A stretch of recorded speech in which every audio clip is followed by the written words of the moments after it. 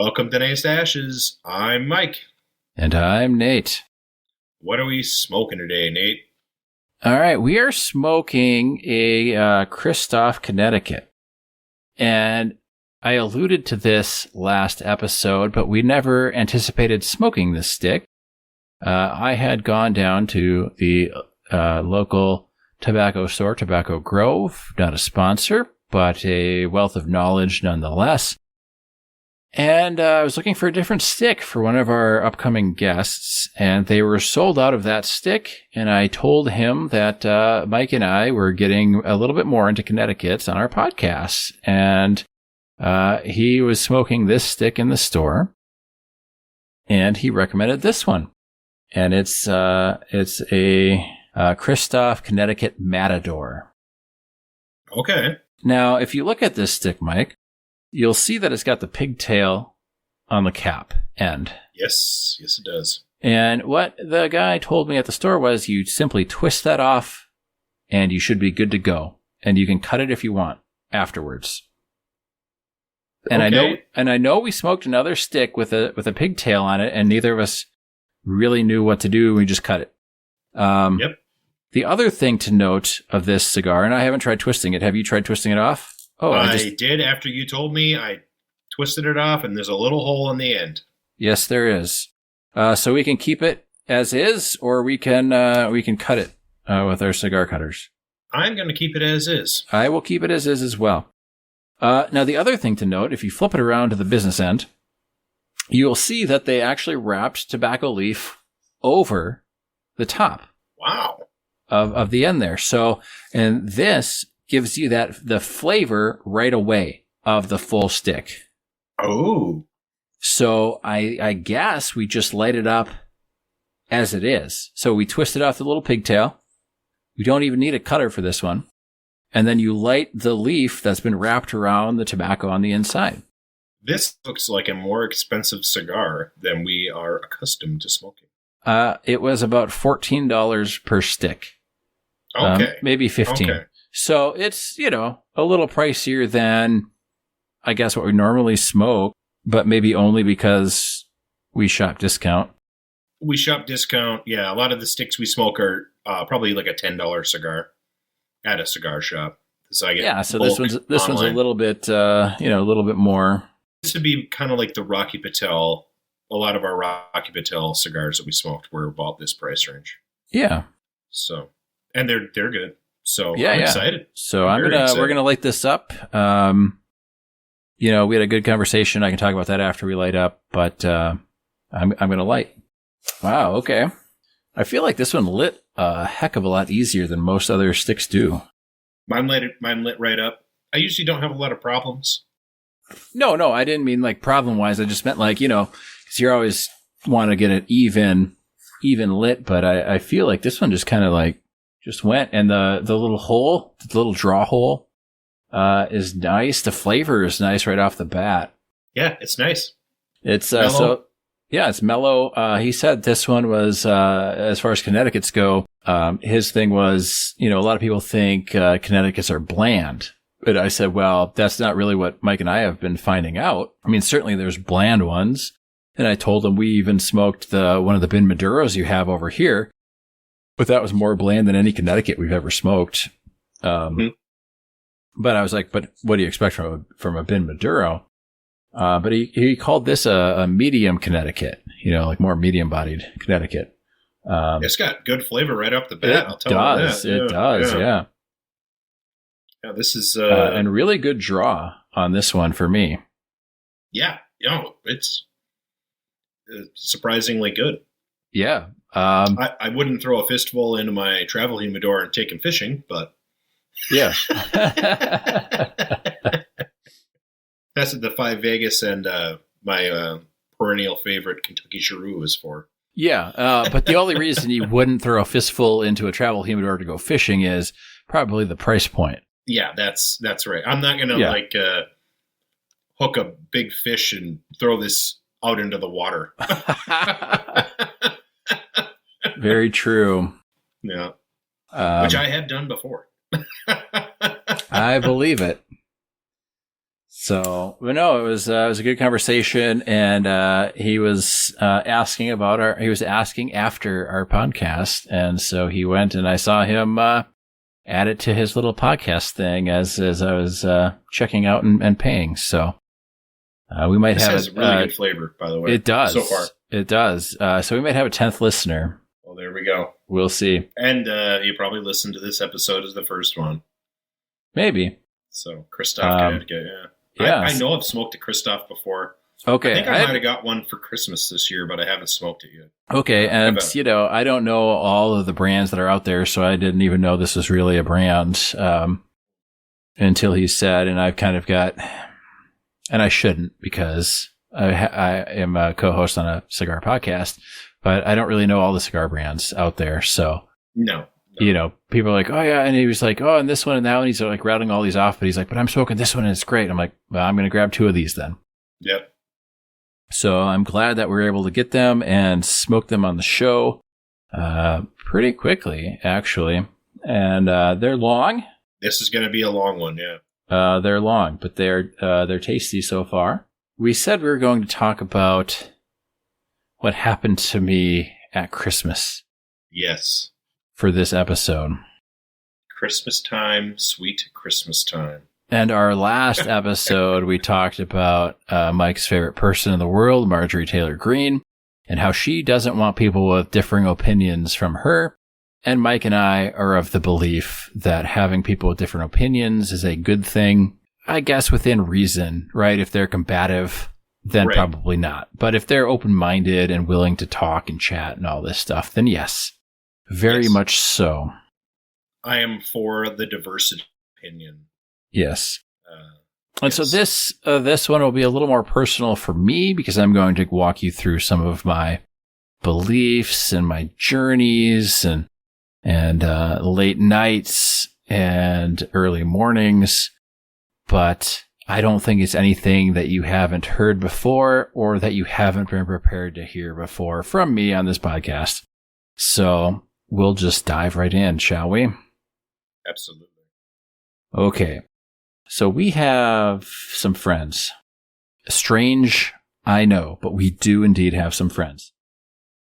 And that was me taking another puff of my cigar, not waiting for the sympathy laugh from Mike.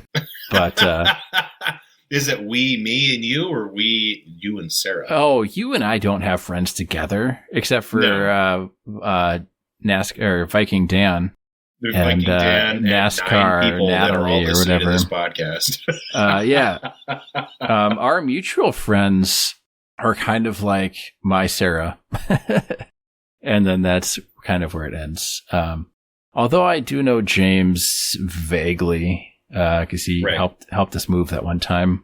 And I wasn't sure what was happening, but I was happy to have the help because moving sucks. Yes. So anyway, we have some friends, and this one friend is, let's just say, very religious. Not combatively so, but more like Minnesota passive-aggressively so. And we do a meal exchange with them, and they've got so every time we do this meal exchange, we gotta make 10 freezer meals, right? And then we go and we get 10 freezer meals back that are different because there's 10 people in the group. And so we went and did this, and she gave us clothes from her kids or whatever for our daughter. And she told, and Sarah, my Sarah, went over there and ran and dropped off the food and then came back. And she's like, oh yeah. And so by the way, she said that there's also a Christmas present in here for us. And so I'm like, oh, okay, cool. Thinking maybe it's brownies or, who knows what it could be. Well, we dig to the bottom of this bag, and there is a book. And in this book, there is a letter. And this letter says, hey, I know that, and so there's some other conversation stuff that happened between us and this friend about this topic that isn't relevant to the story. So I'm going to paraphrase what this letter said and then kind of get into what happened after, because that's all anybody really cares about. So they were like, I know you said you don't burn books And I really want us to all like hang out in heaven together, drinking mimosas. Side note, I don't think there will be mimosas in heaven. Just going out on a limb. Again, I'm an atheist, but do not think there will be mimosas in heaven.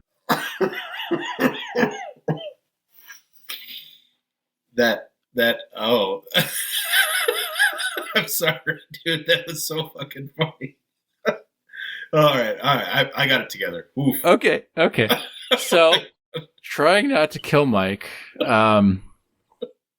So anyway, the thing goes on like, hey, I think you'll like this book. It's written by an atheist who found God and then decided to write this book about his journey. And for some of you, you may already know what this book is. But the book is called The Case for Christ. Okay? And so it's written by, fuck if I can remember now, but it's written by this guy. And C.S. Lewis. No, not C.S. Lewis. I've read some C.S. Lewis, and I've read Mere Christianity and the Screwtape Letters. I actually enjoyed both, though I'm not Christian and don't really believe what he's selling. But I felt his conversational tone or his writing voice to be mostly welcoming and engaging. But this guy, I don't know. I guess it'll kill me. Oh, it's Strobel, Lee Strobel.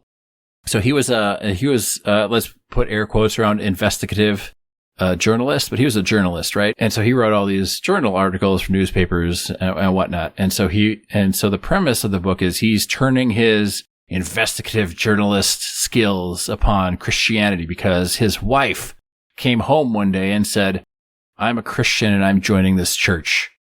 And so he had an inner moral struggle because he was an atheist and so on and so forth. Now, let's get into the crux of the matter, or the crucifix of the matter, if you will, is normally I would have said, hey, great, whatever, donated the book and moved on with my life. Right? Like, that's the normal thing. Like, if you've already gone through your faith journey and came out an atheist, like, why would I read The Case for Christ? Are you ever truly done with your faith journey? You know, that's the and maybe that's a good question. But here's the reason why I did what I am about to tell you that I did.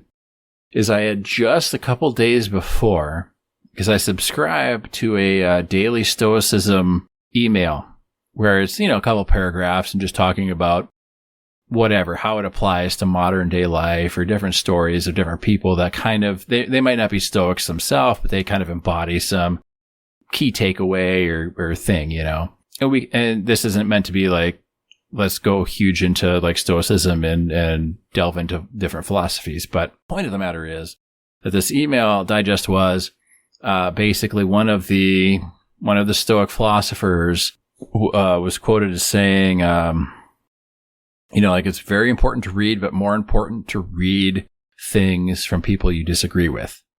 Yes. So, and since that was fresh in my mind, I thought, you know what? Fuck it. I'll read this book. It's not that long. I'll read it. So here's what ended up happening is I read the first 2 or 3 chapters and I sat there because he laid it out as he was doing a completely objective investigation into Christianity, right? And Christ and Jesus in particular. And I was just shaking my head and I'm like, this guy used to be a journalist. Well, no wonder he doesn't do that anymore. So I found out that somebody else felt the same way as I did about this book, but they're a New Testament scholar and also an atheist now and believe that Jesus never existed. And he was so pissed off about Lee Strobel's lack of, I don't know what you would call it, like academic integrity. Yes. That he wrote the case against the Case for Christ. And he went chapter by chapter and basically tore Lee Strobel to shreds. But what Lee Strobel doesn't tell you, but what this other guy does, Robert M. Price, and he does a lot of like Cthulhu novels, but he also is very active in the New Testament circles and things. But what he tells you is, by the time Lee Strobel got around to writing this book, he was the pastor of a megachurch. Right. So he's not going, this is not his initial study. And if you know that and you're paying attention, you can tell because he kind of drops hints that he's recreating his initial journey. But what Robert Price says is that Lee Strobel was never really an atheist. He was like a lapsed Lutheran. You know what I mean? Like, right. He just kind of stopped. Cafeteria Catholic. Yeah, he stopped going to church on Sundays, but he still like wanted to believe. And what really threw me at the very beginning of the book was Lee Strobel says, he put a little asterisk. He's like, I'm going to interview all of these scholars. And then there's a little asterisk. And you go down to the bottom of the page and the asterisk goes, that the interviews have been edited for content and time. And it's like, oh, okay. So that gives you basic leeway to have them say whatever you would like them to say. Not that I believe that any of the people he interviewed said things he didn't want them to say, because he didn't actually interview anybody who had anything other than what he wanted them to say. Yes. Well, it was fascinating because despite me not believing what Lee Strobel is trying to sell, I still learned a huge amount about the Bible and religion just in general, regardless of if you believe it or not. But one of the chapters, and so, you know, when you're writing a college thesis or something, right? Like you have to have you have to acknowledge the opposing viewpoint to have a strong essay, right? Yes. You know, generally speaking, you know, like. Yeah, well, I went to school for history, so most of mine were making an argument, or you take a position on the topic and then you present evidence. That's the topic. Yeah, and but you would still kind of prevent that, like the counterpoint. You have to sprinkle in. Yep. Anything that contradicts and why what you're saying is correct versus what they're saying. You know what I mean? Yeah. Yeah. So he did a chapter for Counterpoint, and he goes, so there's this rogue group out there that doesn't believe Jesus ever even existed. And to bring counterpoint to my argument, I am going to interview somebody from my train of thought camp and not actually somebody from this evil organization that I just mentioned. And then he goes on a whole chapter about how evil this organization is just because they don't believe Jesus existed. Right. But they're still like religious scholars. But heaven forbid he interviews one of them to get an actual counterpoint to his argument. He interviews one of him to just discredit this other group instead of actually interviewing this other group. Right. It's pure propaganda. I mean? And so exactly. And so I was like, what in the actual fuck? And this is just, I mean, everybody can believe what you want to believe. And the whole time I was reading Lee Strobel's book, I thought to myself, you know what? If I believed in Jesus Christ, and I thought I did for, I don't know, close to 18 years, right? 16 some years. Would I need actual historical evidence that he walked on water or turned water into wine or raised somebody from the dead? Would I need actual hard-hitting historical evidence to justify my faith? Like, I'm going to guess. What's your guess? Probably not. Probably not. Because if you read the actual Bible, if you doubt Jesus or God, you do not truly believe. That's the whole linchpin in religion. But here, Lee Strobel is trying to go through and historically prove that all of these things happen. And as a history major, Mike, I want to ask you, and this is one of his big arguments. But before we get into the big argument, do you know what an apologist is? Yes. Okay. Would you mind explaining it to our listeners? An apologist and apologetics is somebody who, in Christianity specifically, they kind of acknowledge the weakness of the arguments for Christianity, but they engage in a style of argument that tries to make excuses for those weaknesses or ignores the weaknesses in the arguments and says basically they make a ends justify the means style argument. Precisely. And this could be anything, not just Christianity. There's all sorts of apologists out there. Any sort of apologetics, it's usually making excuses blended with an ends justify the means style argument. Yes. Or they try to throw up like a weak smokescreen apology or explanation for some inconsistency in what's being seen. Yes. In the Bible, they will make some kind of, and usually it's nonsense about why it exists. Yeah.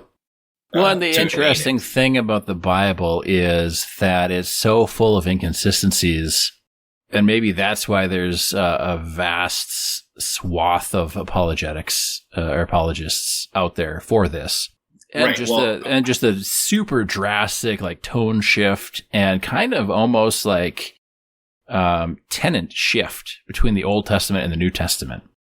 Right. A lot of the Old Testament is historical recordings of events and ideologies and fire and brimstone at the time. Right. Yeah. I mean, it's recording their ideology. It's not really. It was harsh times, and people had very harsh attitudes about life. Yes. You know. So let me go into. I don't know if it was the biggest kind of like laugh out loud moment of Lee Strobel's book. I'll let you judge that, Mike. And then I want to go into kind of like some of the stuff that I ended up learning through this, because I did actually learn quite a bit. Not necessarily from Lee Strobel himself, other than that there are people out there that believe what he's typing at his computer at home, but through the Counterpoint book and just having like a two experts, let's use kind of air quotes around one of the two people. But, you know, two people that claim to be experts in this subject matter, and having them kind of like having one explain why the other one is completely wrong. And Can whether I ask or not, you a quick question? Yes. Did you give the book against the book to your friend? I will save that for the end of this conversation. I would love to hear the conversation that either has taken place or will take place. It has already taken place. There will be closure. There will be. Mike is our first sponsor, ladies and gentlemen. We have gotten a nice Ashes sponsor. So this story, in my mind, is all resolved. It's all wrapped up. We have an epic conclusion or a non-epic conclusion, depending. I'm not giving anything away until we get to that point. I want to talk about the books first, some of the stuff that I learned, and then I will bookend it with how it has been left between our friend and us. Okay. As a history major, Mike, going back to... We're going to drink mimosas in heaven. Yeah, I'm not sure if it was mimosas or if it was margaritas or it was one of those M drinks, but regardless, like they don't have booze up there. I'm sorry. Unless you're Catholic. Maybe. Sorry. I mean, like, you know, if Jesus is there, he just, you know, do some intravenous stuff and you got his blood, which is wine. Right. There we go. You know, it reminds me of one of my, not one of my favorite, like, religious memes, but, like, it's definitely up there, where it's like, you know, Jesus is addressing the 12 at the Last Supper. You know, take of this cup, for it is my blood, and this wine. And then he holds up the bread, you know, here's this bread, and it is my body, and partake of this. And then Jesus holds up the mayonnaise, and the disciples go, no, stop.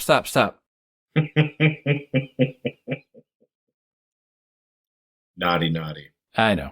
So anyway, this chapter was the one that kind of like, maybe egregious is the right word to describe it, but I don't want to taint or sully your opinion coming in, because unlike Lee Strobel, I would like to be objective about this. So what he did was he said, well, he tried to go through and say, like, okay, were the writers of the gospel truthful and honest, and did Jesus actually exist, and what proof do we have, and did he live there, and this, and so he was trying to pin down whether or not the writers of the gospel were truthful and honest. And he's like, because they included some stuff that wasn't so like nice to themselves, right? Sure. But he was operating under the assumption that Matthew, Mark, Luke, and John were written by Matthew, Mark, Luke, and John, and they were written within 20, 30 years of Jesus' death. Okay. And that does not seem historically accurate. That is 100% not historically accurate. Matthew, Mark, Luke, and John were all written by anonymous authors, and they were written, 100-ish years past the events they depict. And the explanation that I've heard over and over again is that it's between 80 and 130-ish years. They're not quite sure because... Well, I know. I picked 100 because it was kind of splitting the difference. Yeah. They're not sure because Christianity was like a cult. Yeah. An underground illegal cult. Yes. And we'll get into some more of that kind of stuff here in a little bit. But, there's also evidence that to all of the four main gospels that they consider the main gospels, that they kind of launched off of one, right? And yes, they just kind of further embellished what was in the first one. Yes. They are slightly different versions of the same story. Yes. And we don't have to get into all of that stuff. But so let's just, I just had to explain that because Lee Strobel is mounting his case under the assumption that Matthew sat down and literally wrote Matthew, and Mark sat down and literally wrote Mark, and so on and so forth. So he's trying to say, hey, look, are Matthew, Mark, Luke, and John, are they honest? Are they good recorders of history? And I'm not even going to talk about the census thing that nobody can find that for whatever reason, called Joseph and Mary back to their like ancestral home and not where they actually lived.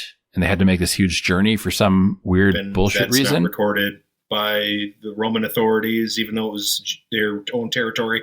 Yes, exactly. And like when the United States does a census, I don't have to travel back to my birth town, right? Like I can just stay where I'm at because that's what makes sense for a census. And census polling hasn't really changed for eons. So, but anyway, it actually is counterproductive to a census to have people move around before the census. You want to know where they're at now, not where they were. You know what? You and I know this. Apparently, to the apologists, it was a different time back then, and this totally made sense. And I'm not trying to rain on your parade. If you're a Christian and if you believe everything in the Bible, I'm really not trying to rain on your parade. The whole point, the whole thing, it was very fascinating for me to read this book and to read the Counterpoint book. And I did learn a lot about religion and passing on the stories and how that stuff happens and how some of this stuff might have come about. And it's very fascinating. And I think if you're interested or if you're religious or if you're not religious, I would suggest reading both The Case for Christ and The Case Against the Case for Christ, and starting with the chapter in Case for Christ and then reading that chapter in The Case Against the Case for Christ. And you can get kind of the point and counterpoint. And it was very, very fun thought experiment for myself. But I've been stalling enough. So here's what his objective investigative journalist decided to ask. He was asking if these writers of the gospel were being honest. And the guy he was interviewing, I don't remember who, but they were all apologists through and through, said, well, yes.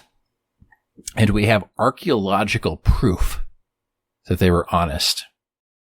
Now, that doesn't raise any eyebrows for a history major, does it, Mike? Okay. I'm not sure if people could hear the tone of my voice. I heard the eyebrow go up.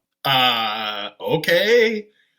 I would like to see this evidence. Here we go. This will blow you away, and it will instantly convert you. And then we're going to turn into a Christian podcast right after this episode. Oh, evangelical? Lutheran? Yes. Or? Okay. It doesn't matter. Okay. It's all the same as long as you're in with the big JC, right? Mm-hmm. So anyway, he was, and so Lee is trying to play the skeptic card, but at this point, he's already a pastor at a megachurch. So he's already fully committed to his bit. Right. And you know what? And just because Lee Strobel is an apologist doesn't mean that every Christian is an apologist. So there's also that, just as a caveat. I don't want somebody to say that our podcast needs to move to a different color state or something because we don't share the same values and we can't vote for 5 years. But, I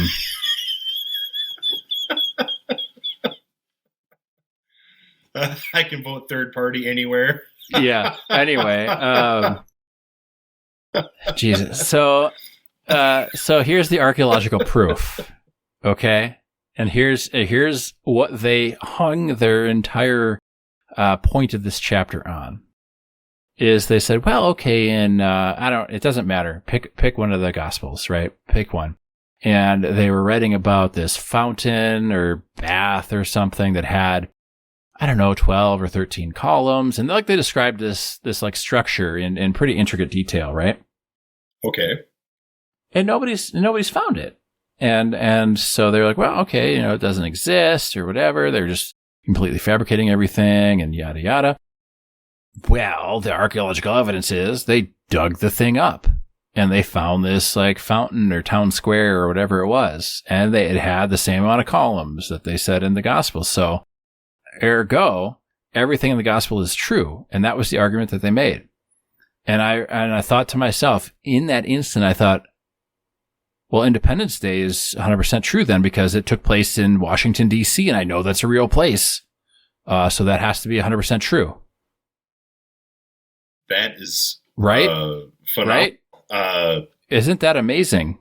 I can tell you that Pontius Pilate was really the governor of Judea as well. Yeah.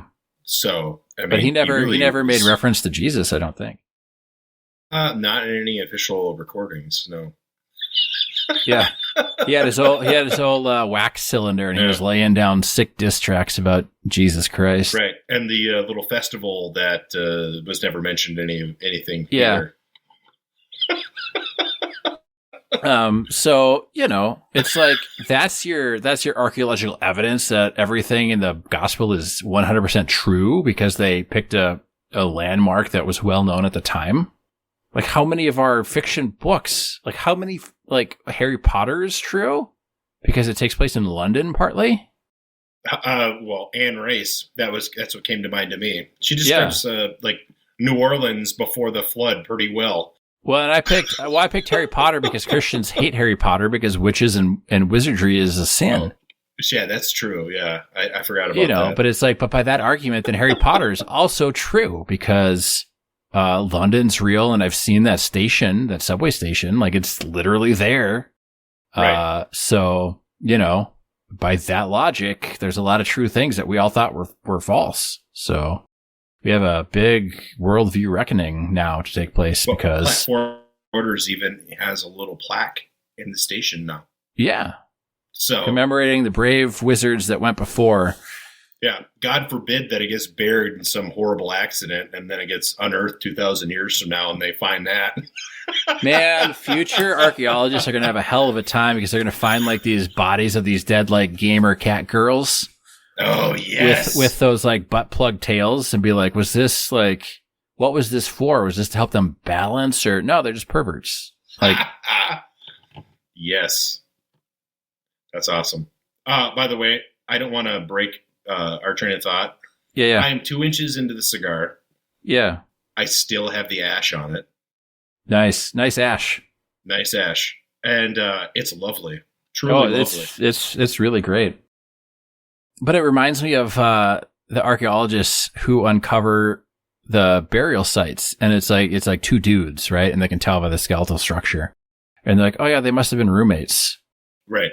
Gay lovers. Yeah. They were gay lovers. But they always say like, oh, I think they were roommates or they were brothers or something. And it's like, nah, they probably weren't though, Yeah. Who fucking knows? They died at the same time. So that chapter really kind of like threw me for a loop, and I was like, okay, I'm reading some like serious hardcore fiction right now, because that's not really how proving something works. Like, this place existed. They wrote about this place that existed. Therefore, everything else they mentioned is then true. Right. And it's like, no. That's not how reality works. Yeah. And speaking about the discrepancies in the timing of the writing of the Gospels versus the timing of the alleged crucifixion of Jesus, he did spend considerable printer ink on talking to experts who said, well, most conservative people say within 30 to 40 years of his death, but I've got evidence that it's probably within 10. And then they pull out some weird, like, because of the fountain thing or because of that thing. And it's like, but they're all operating under the assumption that the people that the Gospels are named after actually wrote them. Right.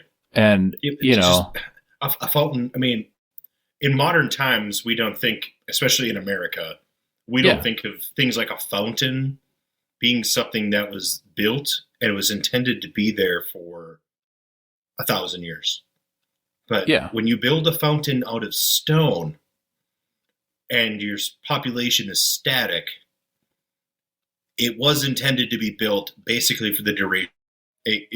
However long people are going to live there, that fountain is supposed to operate. It was intended to run for 500 years. Yeah. So if they did write it, let's say 120 years after Christ, the fountain is still there and working, probably identically in every single way to what it was like 120 years before. Well, technology didn't change that fast. And even if it wasn't, it would still have been a story, right? Because fountains are supposed to last. So if the fountain is no longer there, they'd be like, oh man, you remember that sweet, sick fountain that was in that town? Like, yeah, that was badass. And, it'd still be like within the, because you know what? I don't know if 100 years after 9/11, we're still going to be talking about the trade towers. I mean, they were ugly, but it was the events that surrounded them, and we'll still be talking about it. So it's still going to be a historical thing. So, but then guess what? 1,000 years beyond 9/11, nobody's going to be talking about 9/11. But if you were going to go do like a fan fiction piece or something, or a fictional piece set in 2001, you'd be like, oh, okay, yeah, I remember, like, you just do a like Google search. Okay, yep, there were the Twin Towers and they fell. And you just like write that. And then somebody would be like, oh man, he was totally there because he wrote about that thing that was there. Like, I can verify those things were there. Right. But it was a lot of it was word of mouth back then, right? Like, writing was cumbersome and time consuming, and you had to have all this like super thick paper and papyrus or what have you. And so a lot of it was oral tradition, but people have done studies on the Bible and they can tell because everybody has their own unique writing style. And sure, nowadays you can emulate somebody else's writing style. Like, you could pretend you're writing like as Stephen King and probably get pretty close. But unless you were an expert who specialized in like writing styles and writing voices, like, somebody would be able to tell it wasn't actually Stephen King. They'd be like, well, they used too many like thes, or they used too many of this, and it's very, very close. But I'd have to say with these discrepancies, it's not Stephen King writing this book. You know what I mean? Right. Or even if you have like an AI try and write a Stephen King book, an expert in the written language would be able to analyze and say, I don't think this was Stephen King. It's very close, but I don't think it was.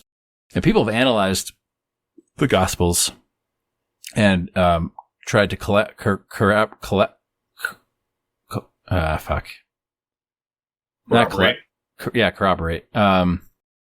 Stuff that they know that some of these people have written, and it just doesn't match up. And some of the Gospel books have two distinct writing voices, so they know it was written by two different people. And it's just.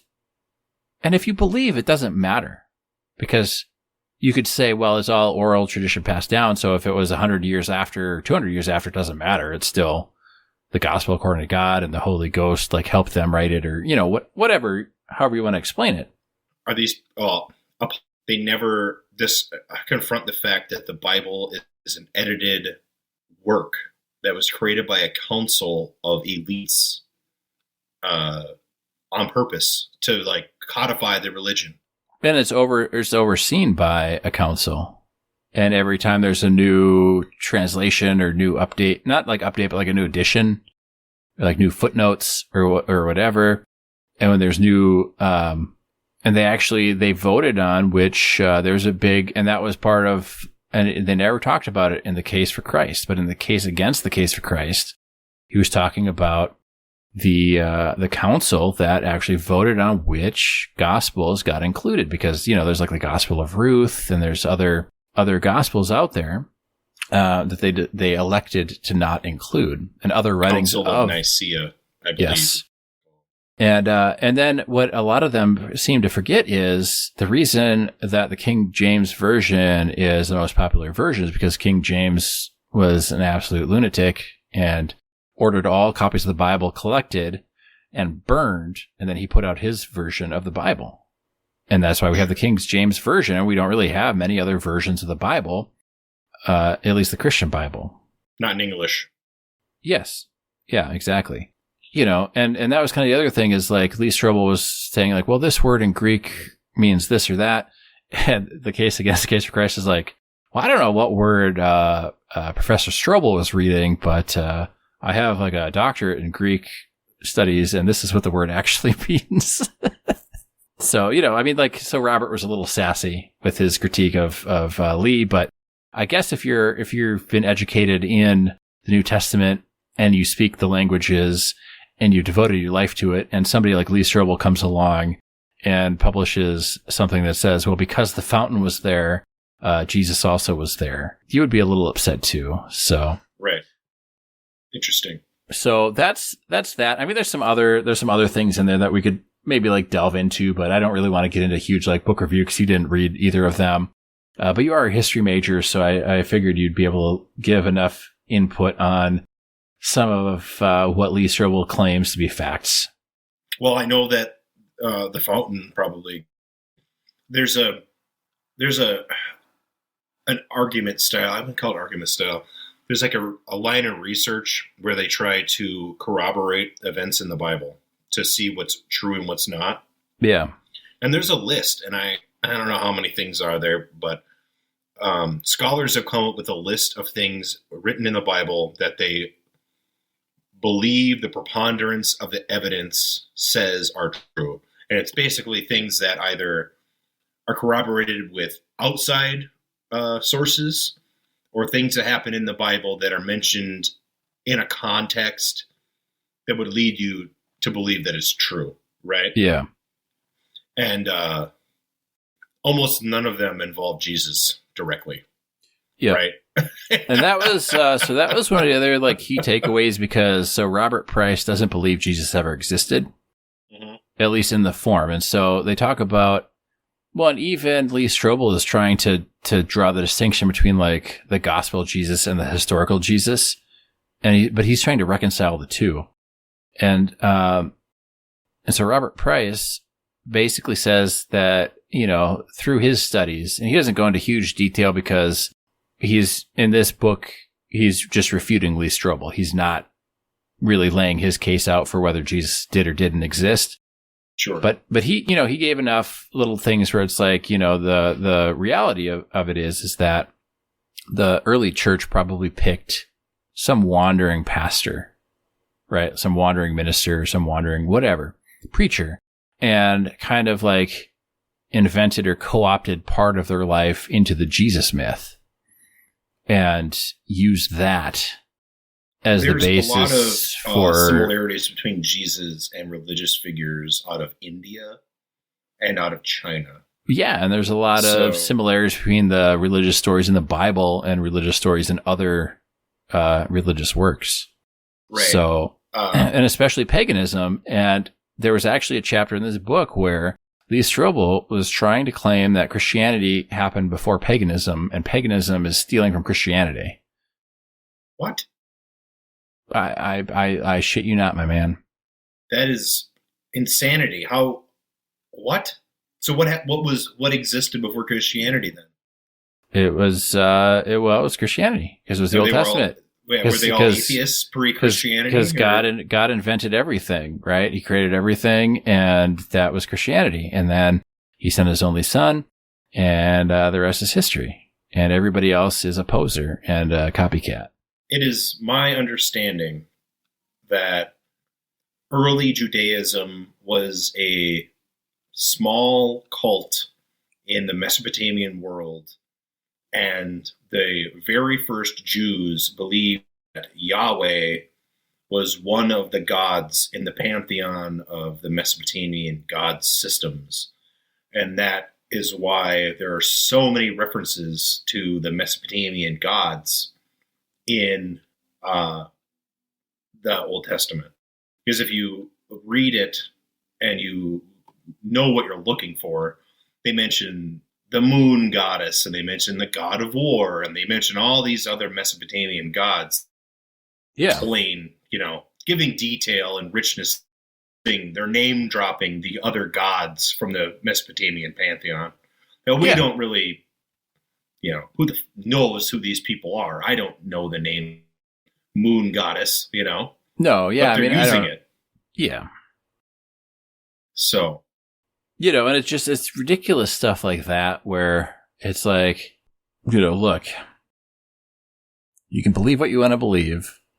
If, like me, you wanted to believe but didn't believe and then went out and tried to research this on your own, early days of the internet and talking with other groups that were religious and had strong faiths and still not getting the answer and still getting the runaround. Like with some of these questions that I was asking, because I'd ask in the Old Testament, God straight up says, I'm a jealous God. Well, that implies the existence of other gods. Like that there might be gods out there that no aren't other god jealous before me. Right? So, but I would ask these questions. They'd be like, well, no, he's just saying he's jealous. I'm like, well, but he tells us not to be jealous. So what's that about? Isn't he perfect? And is jealousy being imperfect? So what's going on? Well, they don't like those questions. Yeah. Why can't the God of the universe forgive? Why was he so angry in half of the book? And then he was super chill. He still wasn't super chill. Don't get me wrong. But why did he mellow out in the second half of the book? Weirdly, the story happened in a massive empire where there was order. Yep. And the first half of the book happened in a fucking war zone. Yep. So, that's the explanation, but why would God need to change, or why would God's attitude change just because of the, conditions on the ground temporarily? Yeah. Or he made people, but then he decided to wipe them all out except for one dude in this boat. Right. Yeah, this one dude's family. Come on, man. It's a little weird. Yeah, and also it doesn't make any, evolutionary sense because then we'd all be, deformed. Right? Probably. You can't from two people, even from Adam and Eve, from two people, you just can't. I'm sorry. Yeah, there's a lot of weird questions, where are the daughters of Adam and Eve? How did one of the children of Adam and Eve get banished and then had children? Where did this woman how did that work? Yeah. How can a banished son have children when there's one? Maybe he was a they. I don't know. But anyway, so there's all these questions, right? And just it's and the other thing is the line that kind of gets quoted the most for people that are well, was Jesus really the Son of God? Because why would he shout into the sky, "Why have you forsaken me?" If he knew he was going to get crucified, which he alleged multiple times before he was actually crucified, why would he scream into the sky, "Father, why have you forsaken me?" Mm-hmm. If he knew and believed in all of that. But I think that only happens in one of the Gospels, one of the four Gospels. It's not in every Gospel. And there's a huge amount of discrepancy between who he reveals himself to after coming back from the dead. and one of them it's just the women, and one of them there's no guards there, and one of them there are guards there, and one of them it's the disciples, So it just kind of like all that to say, and I'm not trying to tear down Christianity. All of this is to say for Lee Strobel to try and write a book, trying to come in as an atheist investigative journalist, he sure asked some pretty softball pitch questions to all of these people. And I don't think he fully understood the scope of the discrepancies within the Bible, which most Christians will tell you if they've read the Bible and if they're open-minded. And you say, and they're like, hey, why are you atheist? I'm like, well, okay. I mean, there's this, that, and the other thing. I'm like, yep, I struggle with those parts too. And here's how I kind of rationalize it to myself. But I understand if you can't, because it's a huge leap. It's a leap of faith, Right. And that's kind of where I was like, I'm not sure what Lee Strobel's trying to do with this book, because it's certainly not going to convert people to Christianity. And that's when I kind of came to the conclusion that the case for Christ is not for atheists, and it's not for Jews, and it's not for Muslims, and it's not for, Buddhists. It's for Christians who are struggling with their own faith. And it's for Christians who are finding themselves having difficult conversations with people in the general population who have access to the internet and know how to do research. That's who this book is aimed at. Like, this book is supposed to sharpen your tool belt as a Christian so you can combat some of these negative things people say about our religion. Yeah, a lot of the evangelicals, I'm not an atheist, I've discussed that before, but I'm very critical of evangelical Christianity. I view it as a scam largely, and I think that this person, knowing that he's a mega church pastor, gives me, because like I say, I just view a lot of mega pastors as scammers. Yeah. It's been proven that many of them, in fact, are scammers actively. Yes. Yep. I'm sure that there's one or two that are not trying to actively manipulate people. But, the faith healers and the this and that and the other thing is definitely a scam. And I don't know all of them, but I know we talked about Tammy Faye. And I think, just to briefly recap, she was a huge scammer through her husband. And I think once she kind of realized that, she broke away, and she was the first person to give somebody with AIDS a hug on live TV. So she's done some really good work, I think. Right. But that was after she kind of had the wool pulled away from her eyes and realized what her husband was doing. And I'm not saying she wasn't an accomplice for a lot of time, but, who knows? I think she tried to make some retributions for that. And that's the only one I really have experience with. Oh, I watch a YouTube Telltale. Okay. And he is a converted Jehovah's Witness, a former Jehovah's Witness. Okay. And his channel focuses mainly on the extreme Christian type stuff and his criticism of them. Yeah. And it's hilarious. Mostly megachurch types, Yeah. And I strongly dislike the megachurch pastors. No, and I strongly dislike the megachurch pastors too. And it was interesting because I wanted to check, right? Because the whole premise of the book is an atheist investigative journalist searches to find out if Jesus was real. Right. And, of course, the book says, why, yes, Jesus was real. And the last chapter is, how can you find Jesus faster, kind of thing. And where can you give your money to find Jesus, and where can you worship to find Jesus, and all, all of his megachurch bullshit. But, if you look at the publishing date on the inside page of the book, and I had the movie edition, right? Because they made a movie out of this book for somehow. I don't know how. But they did. Because why wouldn't they? There's not a whole lot of, Dude, there is a huge Christian movie market. Yeah. It's insane. Let's write one. We'll write one together. We totally could, dude. Yeah, we'll call it like how the snake lost his legs or something, and it'll be it'll be a POV from the snake, and so you can kind of peek under Eve's like fig leaf just enough to get the Christians like hot and bothered, but not so hot and bothered that they boycott the film. Yeah, we get Hercules to come in and he can play. Yeah, whoever. We'll make Eve. You know what? We'll make Eve something appealing to the Christians, and we'll make her like 12, and then they'll be sexually attracted to her. Naughty.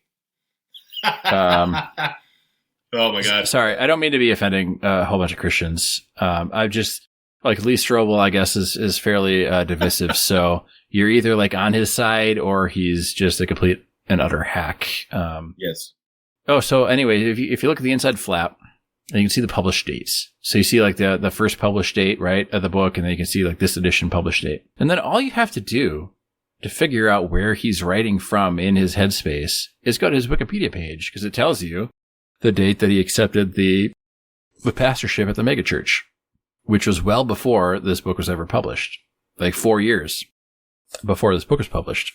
And the other thing is, I don't get what it is about Christians wanting to read a book about a converted atheist. Like, I was an atheist, but then I found Jesus, and they're like, I will pay you $1 million to read this book. It's like some kind of weird fan fiction for them. It is a, it is a fetish. Yeah. It's kind of like what's his name? Dave Rubin effect, right? Like, I was a homosexual liberal, and now I'm a homosexual conservative. Yeah. Yeah, it's like a weird. It's a very weird. It's not healthy. It's interesting. It is Probably. A thing, though, for sure. Oh, it's yeah. Kind of like gay conversion that it goes on. I watched a video from some damn a bunch of people who were clearly homosexuals who were saying they weren't anymore. Yeah. It's like, you're still a homosexual. I don't know how to tell you this, but yep. I can see that you're a homosexual and hear that you're a homosexual. Say whatever you need to say, but yeah, you did not get rid of your homosexual thoughts, my friend. Yes. You may have consciously forced them out, or you're like consciously not acting on them anymore, but I mean, they're still there. Oh, yes. Oh, yes. Very interesting. So like, some things you can change in life and about yourself, and some things you can't, and some things you shouldn't, but. Yeah, some things about yourself you just have to learn to live with. And you know what? We'll just leave that there. Right. So anyway, it was a very interesting thought experiment. And so they were saying that the early writers kind of maybe based the Jesus character, and they knew they were creating a fictional character. But to them, it wasn't so much a deception, right? They needed somebody to embody their tenets. And it was kind of like understood, I guess, in that era where it was kind of, it's like the myths, right? Like Hercules or Sisyphus rolling the boulder up the hill, or well, when you read Herodotus or Livy, you have to take the stories with a grain of salt. Yeah, a lot of the history that was written was supposed to be allegorical. It wasn't supposed to be, and that was exactly the point of the case against the case for Christ was. The gospel writings clearly match that allegorical hero style of other allegorical hero style writings of the time. And so for anybody to actually sit there and think that it was 100% true, like even at the time, probably didn't happen, They knew it wasn't literally true. It's Herodotus. It's really fascinating that we're finding more archaeological evidence for Herodotus, because for a long time, a lot of his history was just kind of discounted as mythological. Yeah. And we're finding evidence of the Amazons, and we're finding evidence of not Atlantis in a literal sense, but there's some pretty advanced technology in Egypt that he might have been taught. You know what I mean? It's not like literal fancy our idea of Atlantis type of stuff. But Yeah. Well, it was interesting because Sarah and I went to the Egypt Sunken City exhibit that was here at the, I think it was at MIA, the Minneapolis Institute of Art. Oh. And they brought in all these things, and they had a full boat that they uncovered from the sea outside of Egypt, and it was this lost port city. And but the reason why it was so contested was because it went by two different names. And so everybody thought it was two different cities. But it turns out if you were Greek, you called it one name. And if you're Egyptian or whatever, you called it the other name. Right. And they uncovered it, and they uncovered all these things. And, it was all in the sea, and it was very fascinating. And they found like this tablet that had, 4 different languages on it or something, almost like a Rosetta Stone kind of thing. And there was like plaques and stuff. And so they had all these, they're like, yep. So in the, it was a city of religious freedom. And so they had statues of the Greek gods and the Roman gods and the Egyptian gods, and they all coexisted. And then they said the Christians came down and threw all of the religious statues into the sea and put up their own. So they wouldn't allow any opposing religious views. So I guess even back then they were kind of dicks to other religions. Right. Yeah. Iconoclasm was, rampant. Yeah. Which is, I'm against it. Pretty easy thing to be against. Well, yeah. And I don't know. I mean, I guess it sounds like we're really bashing Christianity, and I'm not. That's not really my intent. Because it's a fascinating history. The and apologetics of whoever a megachurch pastor. Well, and the people that don't have open minds, and that's true of anybody. Like a football team, a political view, anything. Foods you like or don't like. The evangelicals, the ones that are out there trying to convert, and you have to believe in Jesus, so you're going to go to hell, and we're not going to have mimosas in heaven.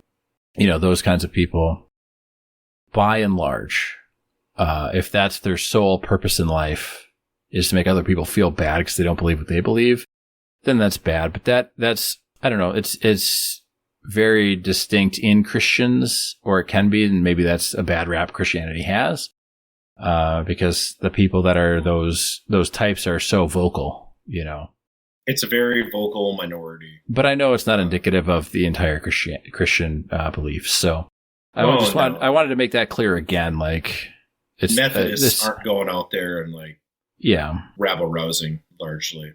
So this is not the war on Christmas. This episode, this is my thought experiment on this. So I think I'm halfway, maybe a little more. I'm way over halfway. Okay, maybe a bit more. I've been talking more. So I have 3 inches left. Holy shit! Okay, so I'm double that, but I'll puff. So you must be liking it then, Mike. Oh, it's wonderful. Yeah, very good. Yeah, it's very, great. Very The not a lot airflow of is flavor great. change for me. No, but it doesn't need to, because this is solid. I really, you know what? I didn't know if I would like it. It's in the store, and he's like, "Oh yeah, you just twist the pigtail off. There's a hole." And I'm like, "What?" In my mind, I was like, "What?" I didn't say that to him. I wasn't sure about it, but I'm digging it. It's good. Yeah. And I love He's spicier too, by the way. Yeah, and I love that they folded over the leaf over the end. Oh yeah, that was a really nice touch.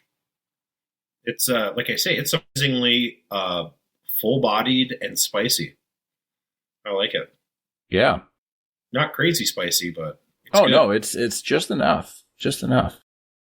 Yep. It's not sweet. A lot of Connecticut's, I guess, are sweet, and he called this one a medium body Connecticut. So. Really? I would, for a Connecticut.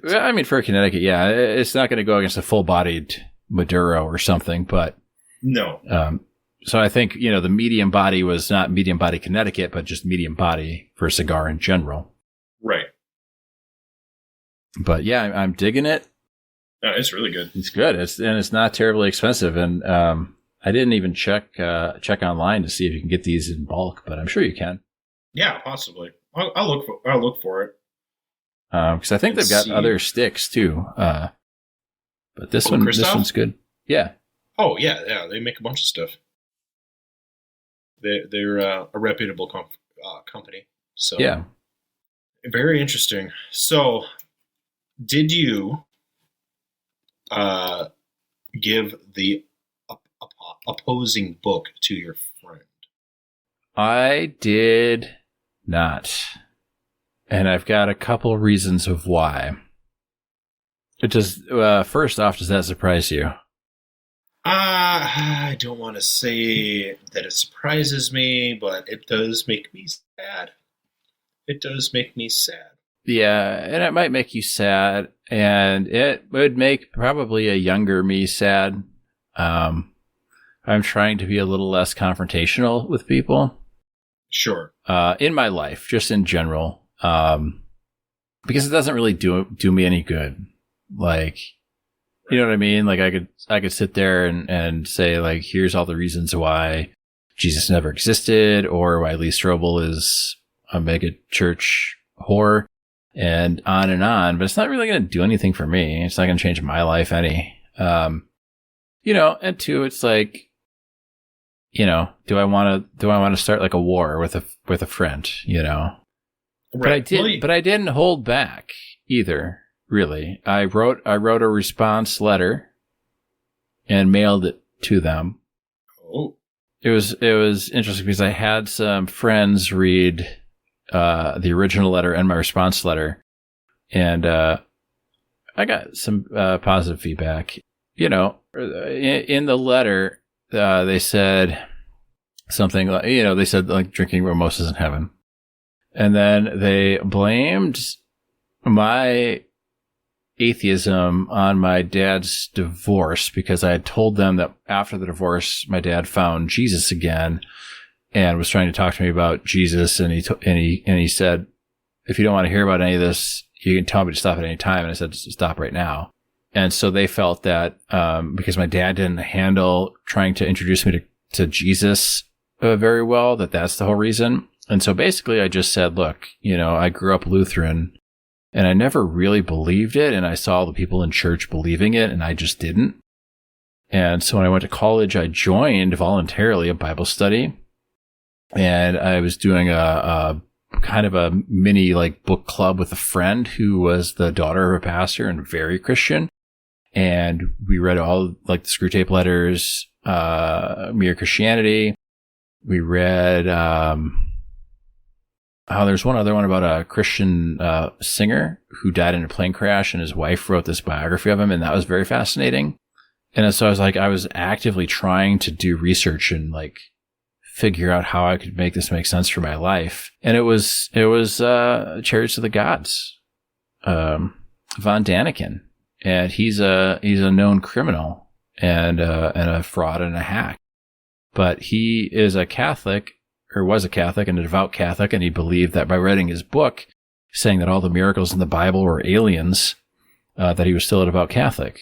And I didn't really believe that everything that happened in the Bible was aliens, but I believed it more than I believed it being some kind of omnipotent, invisible person in the sky. And that was kind of what triggered or set me like, oh, if I can believe like aliens more than I can believe an invisible person in the sky, maybe I'm not religious. That's kind of what was the catalyst. Yeah, that's interesting. Well, you've told me that before, and I that's an interesting way to break away from Christianity for sure. Unexpected. Everybody who quote unquote loses, and typically it involves doing personal research. Yeah. So yeah, and I was actually trying to prove my faith, which ended up having the opposite effect. But it kind of led me to believe that I never had that faith, and it just took that long to realize it. Right. I don't feel like I changed any other than like acknowledging what I was not acknowledging, I guess. Right. Yeah, I lost faith way before I left high school. I was an atheist, I think, when I went into college. Okay. Going in. And it was, I went to church camp for like 7 years, and I went to catechism and all that. Yep. was the process of learning about the history of the Catholic Church and Christianity that led me to believe that it was just a scam. Yeah. Wealthy people to control poor people. Yeah. And I didn't really become a Unitarian until I got older, and I continued to do research about other religions, religions other than Christianity. Yeah. Personal psychedelic experiences and other things of that nature. Allegedly. And Yep. and yeah, which is something that you can't make a book about, right? Like, that's just what I have experienced thus far. There's definitely some magic out there. Yeah. Magic in my own mind, not necessarily. It's not even necessarily real. It's real enough for me, I guess. Yeah. Well, and there are so many unexplained things out there still to this day. Sure.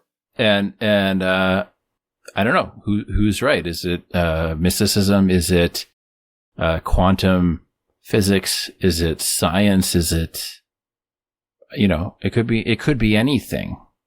And I've got my thoughts on what will explain it, and other people have their thoughts. But the fact of the matter is, there's no proof yet. So, right. I know I've told you this before, but if you go far enough into the woods alone, you will meet the fairies out there. Yep. Yeah, we talked about that in our hunting episode. Yeah. It's like, it is true. I mean, it's not like literally you're talking to fairies or anything weird like that, but no. You start to see like the magic of being alone in the forest. Our ancestors wrote about, Yep. Obviously that grew into fanciful tales with time, but there's definitely some interesting things out there. Oh yeah. So yeah, unique. Yeah, it all depends on how aggressive you. I didn't expect you to have written a letter to your friend about it. Well, they wrote me a letter with the book, and sure. So, and I read it on ebook, and it was a little bit more money than I wanted to spend to get a copy of it to send to them, only to have them not read it. You know what I mean? Right. Like, I guess they expected me to read what they gave me. And it was just because I got that one email that said you should read The Opposing Viewpoint. That's the only reason I read it. Otherwise, I wouldn't have. So it was a very slim margin that I even read it or chose to read it. And I just knew, I could just tell, and maybe I'm doing them a disservice, but I could just kind of tell that they were not going to read something, The Case Against the Case for Christ, because I know that they, and honestly, I don't know if they've read The Case for Christ. I think they just heard it was an atheist who found God and sent it to me. I don't think that they actually read it. Possibly. Well, like I say, it was a good opportunity, and still possibly is. Yeah.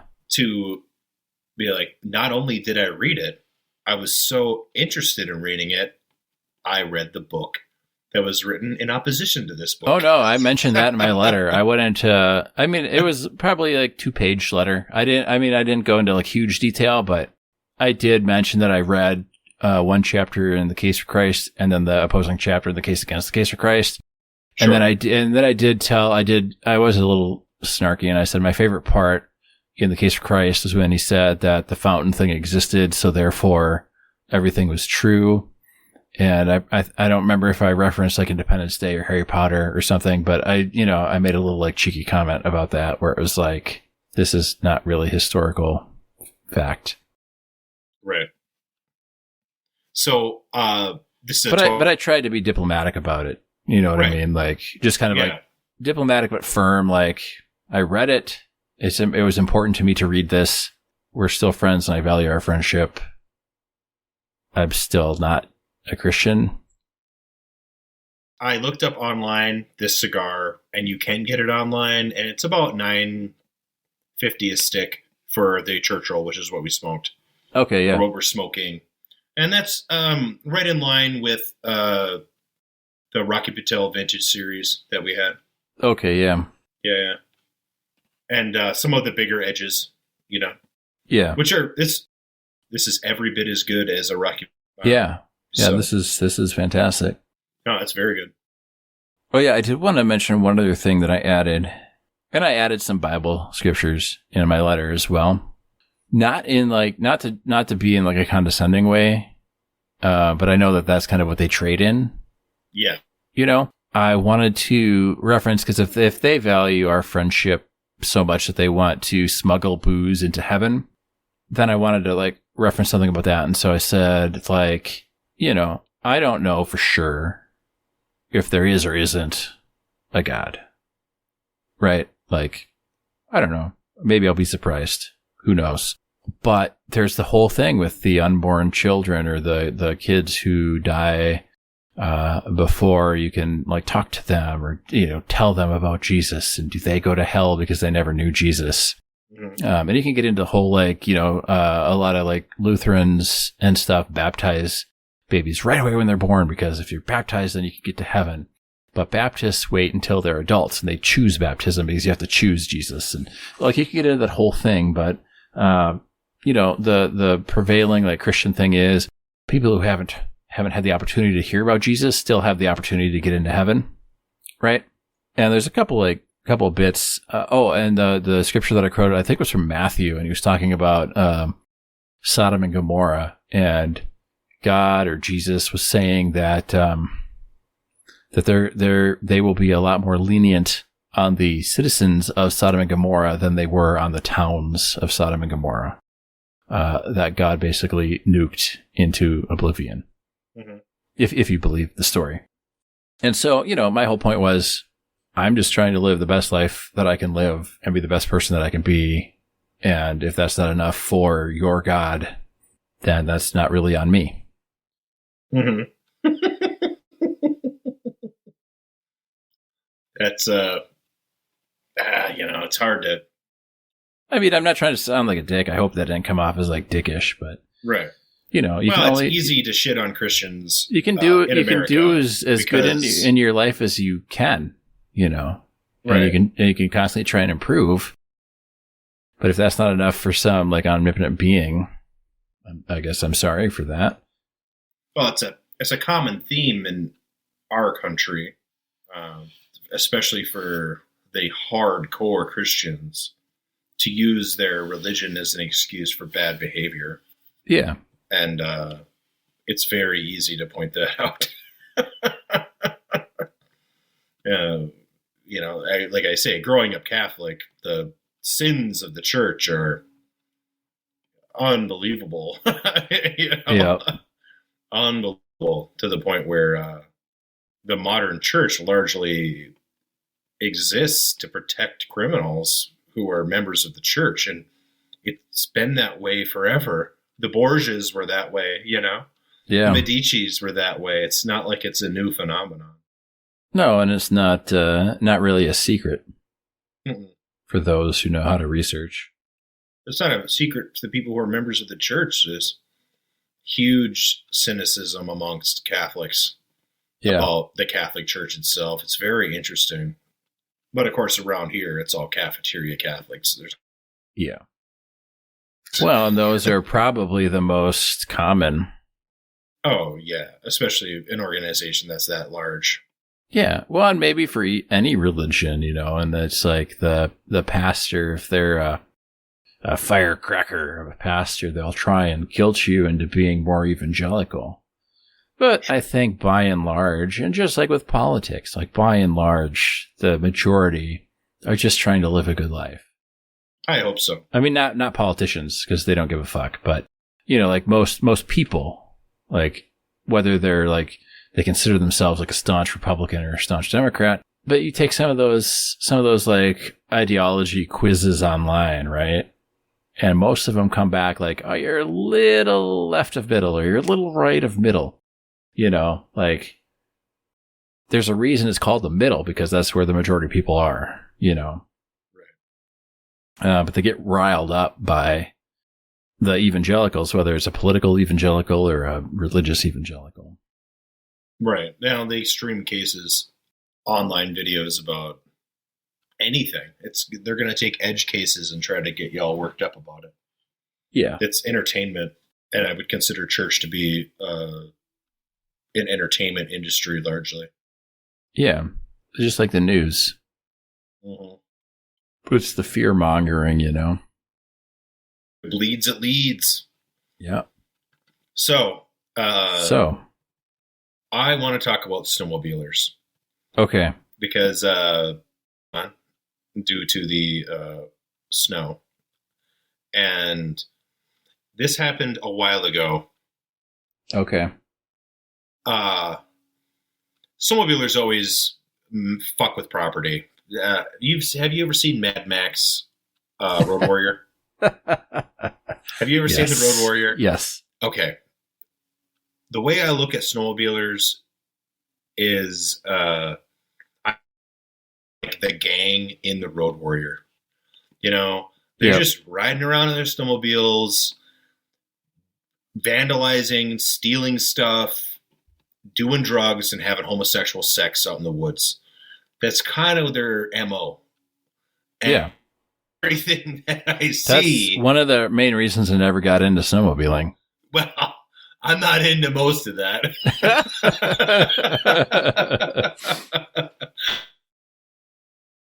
The sex and the gangs for sure, but the vandalizing is where I draw the line. Exactly. But I went over to my parents' place, and this fucking snowmobilers went through their yard, Here they go through, but a couple weeks ago, some snowmobiler jumped my road approach and hit my wooden fence. Okay. And it's fucking dented. The one you haven't taken down the Christmas wreaths from for like 5 years. Yeah. Well, they probably did you a favor, buddy. Yep. They dented that cedar post, and it's tipped now. They had to have damaged their sled. Oh, hilarious! Undoubtedly, yeah. Oh my god, I can't believe it. But yeah, they jumped my road approach and hit my fucking fence, and I was like, God damn it! I'm gonna have to try to push it in the spring. When the ground is still soft. Did they leave a visit our congregation pamphlet or something? Or oh no. This is just a random aside. It's a random aside. Okay. It makes me so mad because they knock the snow into the driveway, and I have to go out there and chisel it out with a shovel. And yeah, we said you were calming down, though. You were all riled up, and you said you were calming down. Mm-hmm. I am calming down. I'm pretty calm about it. But yeah, it's just every year. We haven't had any like super far into the property from what I can tell. They kind of stayed within, I don't know, 150 feet of the road. And that's good. But one year they went out into the woods, came in and did a bunch of shitties or whatever in my yard. Okay. And then went back down my driveway to the road. They're just vandals, those guys. Yeah. And there's not enough trail out there for them to do stuff? I know. It's crazy. We had a guy, this had to have been 4 years ago, hopped up on meth, drove his car into the driveway, blasted through the yard, and then plowed through my neighbor's fence and drove through his cattle field and then out onto the road on the other side. Oh, God. And it reminds me of the snowmobilers. It's just he did it in a car. Yep.